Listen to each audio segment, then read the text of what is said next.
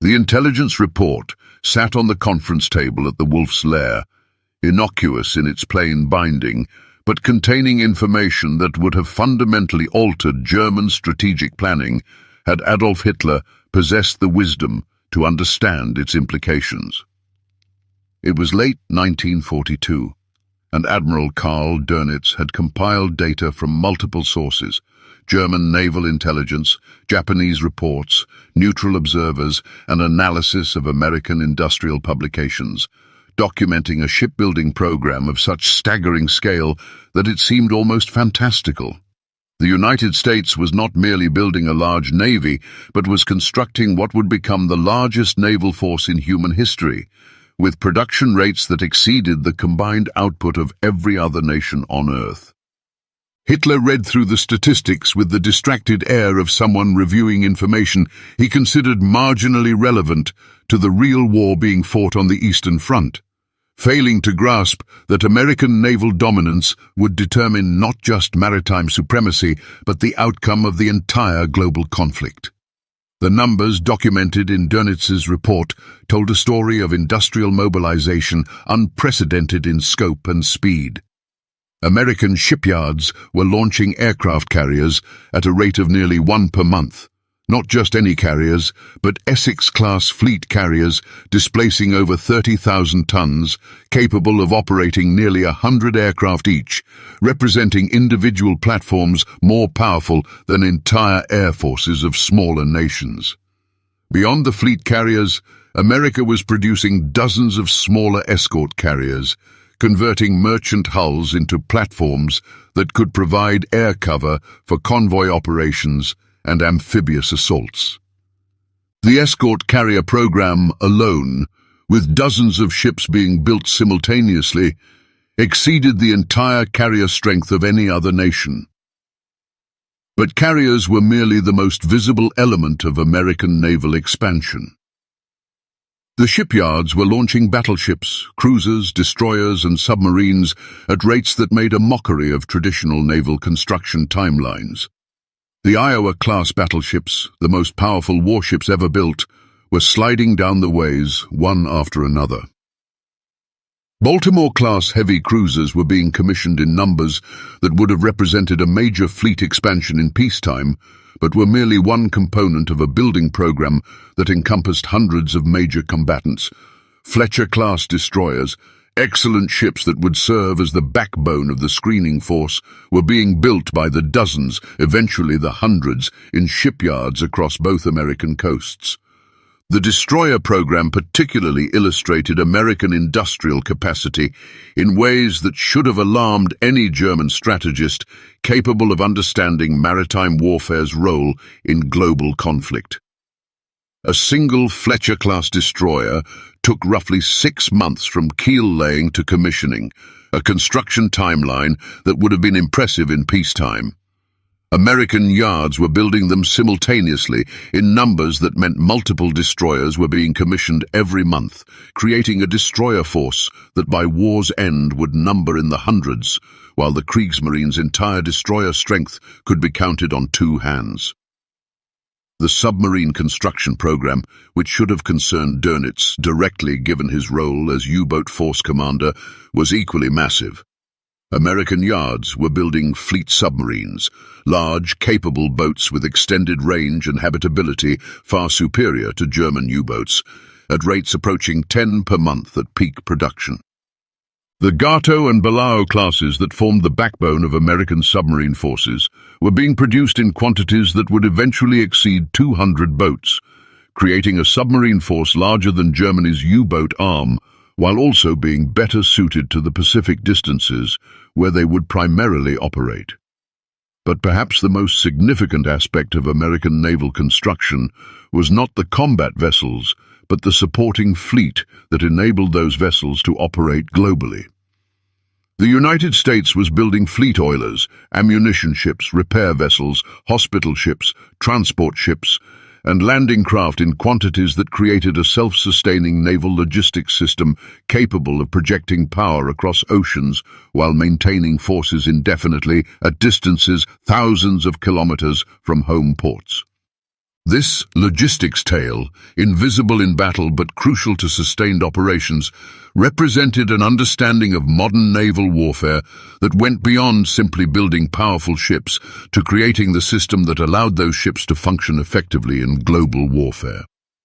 The amphibious warfare component of American naval construction revealed strategic thinking about how naval power would be employed in the Pacific and European theaters. Landing ship tanks, LSTs, landing craft infantry, LCEIs, and dozens of other specialized vessels were being produced in thousands, creating an amphibious assault capability that would enable operations from North Africa to Normandy to the Pacific Islands.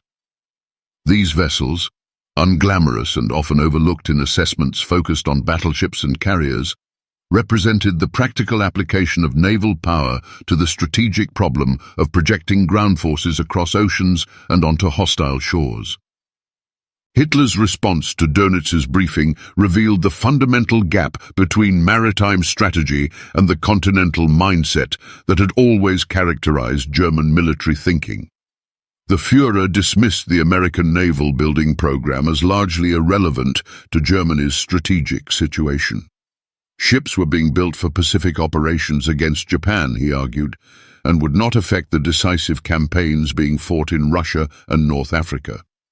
Moreover, Hitler had never fully grasped the importance of sea power or understood how maritime supremacy enabled the Allied strategy that was strangling Germany economically while building up forces for eventual invasion of Europe. This dismissal reflected Hitler's lifelong focus on continental warfare and his failure to appreciate that modern global conflict required integrated military power across all domains.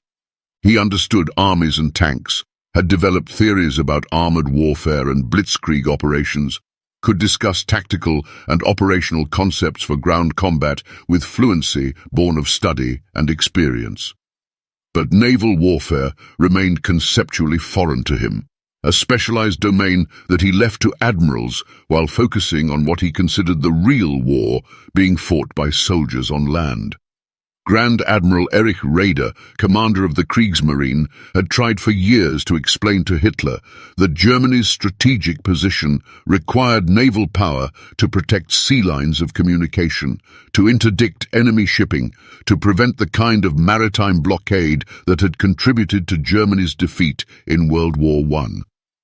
Raeder's plans for a balanced fleet, the Z plan that envisioned building battleships, carriers, cruisers, and submarines in numbers that might challenge British naval supremacy, had been approved before the war, but had never received the resources needed for implementation because Hitler prioritized the Army and Air Force.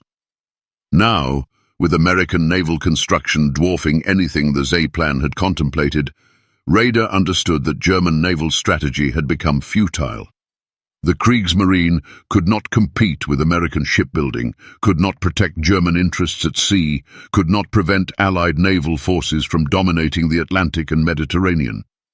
The U-boat campaign, which Dönitz commanded with considerable tactical skill, was Germany's only effective naval weapon, but even that was being progressively neutralized by Allied anti-submarine warfare improvements and the sheer number of escort vessels American yards were producing. The strategic implications of American naval supremacy extended far beyond direct naval combat. Maritime control enabled the Allied strategic bombing campaign against Germany. American heavy bombers were being flown across the Atlantic or shipped in pieces and assembled in Britain, a logistical achievement possible only because Allied naval forces controlled the sea lanes. Maritime supremacy enabled Lend-Lease shipments to the Soviet Union through northern routes to Murmansk and southern routes through Iran, sustaining Soviet resistance with material that Hitler knew was crucial to Soviet military effectiveness. Most fundamentally, American naval power would enable the eventual invasion of Europe that Hitler knew was coming but could not prevent. The forces being assembled in Britain, the equipment being stockpiled for invasion, the training being conducted for amphibious operations, all of this was possible only because Allied naval supremacy made the British Isles an unsinkable aircraft carrier and forward base beyond German reach. Without the naval forces to contest Allied control of the English Channel, Germany could prepare defences but could not prevent the invasion from being launched. The Allied invasion of North Africa in November 1942, Operation Torch, demonstrated what American naval power meant in practical strategic terms. The invasion fleet that landed American forces in Morocco and Algeria consisted of hundreds of vessels organized and protected by naval forces that Germany could not threaten effectively. The amphibious operations were executed with competence that reflected not just tactical skill, but the systematic capability that came from having the ships, the training, and the doctrine to conduct complex operations across thousands of kilometers of ocean. Hitler's response to Torch revealed his continued failure to grasp maritime strategy's importance. He focused on the ground combat, on the defense of Tunisia, on the tactical details of fighting in North Africa. The fact that American forces had crossed the Atlantic in strength, had landed on hostile shores against resistance, had established themselves in North Africa through naval power. This received minimal attention from a Führer who thought in terms of armies and fronts rather than oceans and sea lanes. Admiral Dönitz, who would eventually replace Raeder as commander of the Kriegsmarine when Raeder resigned in frustration over Hitler's lack of support for surface fleet operations, understood maritime warfare's realities better than his Führer. Dönitz knew that the U-boat campaign was Germany's only effective naval weapon, but he also understood that it was failing to achieve strategic objectives. German submarines were sinking Allied shipping, but American shipyards were building merchant vessels faster than U-boats could sink them. The Liberty ship program, which produced standardized freighters in an average of 42 days from keel laying to launch, was replacing tonnage losses while also expanding the overall Allied merchant fleet. The Battle of the Atlantic, which Dönitz directed with considerable tactical skill, illustrated the futility of German naval strategy against American industrial capacity. At its peak in 1942-43, the U-boat force was sinking hundreds of thousands of tons of Allied shipping monthly, inflicting casualties that seemed unsustainable. But those losses were being replaced by American shipbuilding, while Allied anti-submarine warfare was improving and U-boat losses were mounting. By mid-1943, the battle had turned decisively against Germany. U-boats were being sunk faster than they could be replaced, while Allied merchant tonnage was growing despite German efforts. The anti-submarine warfare capabilities that defeated the U-boat campaign were themselves products of American naval dominance. The escort carriers that provided air cover for convoys were being built in American yards. The destroyer escorts designed specifically for anti-submarine work were being produced by the hundreds. The radar and sonar technologies that made submarine detection progressively more effective were being developed and deployed by an industrial base that could afford the research and production costs. American naval supremacy enabled the creation of an anti-submarine system that German naval forces could not overcome. Hitler's inability to appreciate these dynamics stemmed partly from his inexperience with naval matters, but more fundamentally from his ideological framework that saw warfare primarily in terms of racial will and territorial conquest. Naval power did not fit neatly into theories about Lebensraum and racial struggle. It was technical, industrial, logistical, concerned with unglamorous matters like tonnage and fuel capacity and maintenance schedules. Hitler found these topics boring, delegated them to specialists, and focused his attention on the ground campaigns, where his understanding was greater and his interest more genuine. The contrast between American and German naval strategy revealed broader differences in how the two nations approached warfare. American strategy was fundamentally maritime, focused on using naval power to project force globally, to sustain allies through seaborne logistics, to enable amphibious operations that would eventually defeat both Germany and Japan. German strategy was continental, focused on defeating enemies through ground campaigns, treating naval power as supporting element rather than as decisive instrument of policy. These different strategic cultures reflected geography and history. America was protected by oceans that made it invulnerable to direct attack, while making naval power essential to projecting American force abroad. Germany was a European land power surrounded by potential enemies, making ground forces central to security concerns. But in global warfare, the maritime strategy proved more effective. American naval power enabled operations across the globe, while German continental focus left it vulnerable to economic strangulation and unable to prevent Allied force buildup beyond its reach. The industrial dimension of naval construction particularly highlighted American advantages. Building modern warships required steel in vast quantities, specialized manufacturing facilities, skilled workers, and complex supply chains. American industry possessed all of these in abundance and was organized to apply them with efficiency that exceeded anything Germany could match. The shipyards that built naval vessels were themselves products of industrial capacity. They could be expanded, could incorporate assembly line techniques adapted from automobile manufacturing, could employ hundreds of thousands of workers trained specifically for shipbuilding. German shipbuilding, by contrast, was constrained by limited industrial capacity, by strategic bombing that disrupted production, by shortages of critical materials like steel and copper, and by the simple fact that Hitler prioritized army and air force production over naval construction. The few major surface ships Germany completed during the war represented enormous investments of resources that might have been used for U-boat construction, but even focusing entirely on submarines would not have enabled Germany to match the numbers that strategic success required. The employment of American naval power in 1943–44 demonstrated what the building program was creating.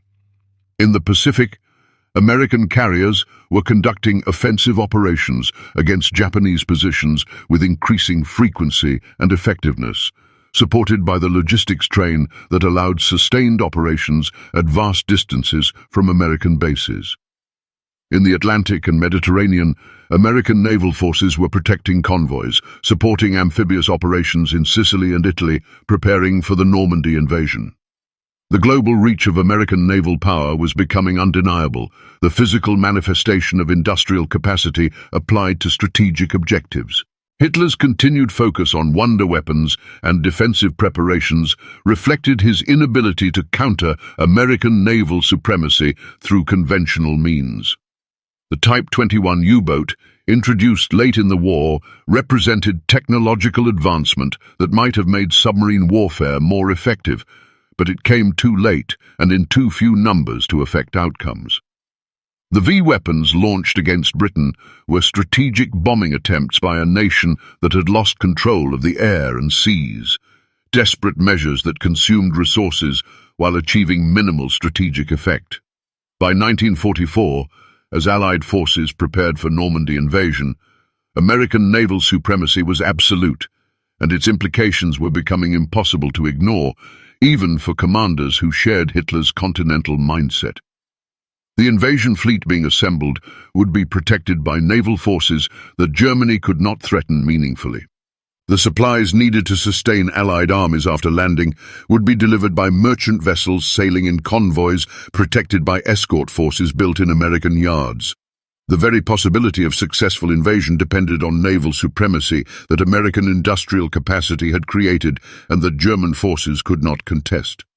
General Alfred Jodl, Chief of Operations at OKW, included in his strategic assessments mentions of Allied naval superiority and its implications for German defensive options. But these assessments, while accurate, could not overcome the fundamental reality that Germany lacked the industrial capacity to build naval forces that might contest Allied maritime dominance. The choice was between accepting naval inferiority and its strategic consequences, or diverting resources from army and air force to naval construction that would still leave Germany hopelessly outmatched at sea while weakening ground and air forces. Hitler's strategic vision had never included scenarios where enemy naval supremacy determined continental warfare outcomes. His understanding of World War I focused on the Western Front trenches and the German army's fighting qualities, not on the maritime blockade that had starved Germany of raw materials and contributed to final collapse. His planning for World War II had assumed quick continental victories would be achieved before naval factors became decisive, that defeating France and forcing Britain to negotiate would prevent the kind of prolonged conflict where maritime supremacy mattered. The failure of these assumptions, Britain's refusal to negotiate, the entry of the United States into the war, the prolonged conflict on multiple fronts meant that naval factors Hitler had dismissed as secondary became central to strategic outcomes. American naval construction created the instrument that would enable Allied victory, providing the means to protect supply lines, project force globally, and eventually invade Fortress Europe from the sea. When Hitler learned America was building the world's largest navy, he was learning something he lacked the conceptual framework to understand, that modern global warfare was decided not just by armies and air forces, but by the capacity to control sea lanes, project power across oceans, and sustain military operations at distances impossible for continental powers. The American shipbuilding program was not just construction of vessels, but creation of strategic capability that would enable defeat of both Germany and Japan, demonstrating that industrial capacity applied systematically to maritime power could determine the outcome of global conflict. The reports documented American naval expansion with statistical precision. Carriers by the dozens, battleships and cruisers in numbers exceeding entire pre-war fleets, destroyers and submarines in hundreds, amphibious vessels in thousands. Hitler read these numbers and saw ships, naval matters he could delegate to admirals. What he failed to see was the instrument being forged that would enable Allied strategy, that would make possible the invasions and campaigns that would eventually destroy his Reich, that represented industrial and organizational capabilities Germany could not match, and strategic vision Germany had never developed. The world's largest navy was being built not through superior individual ship design.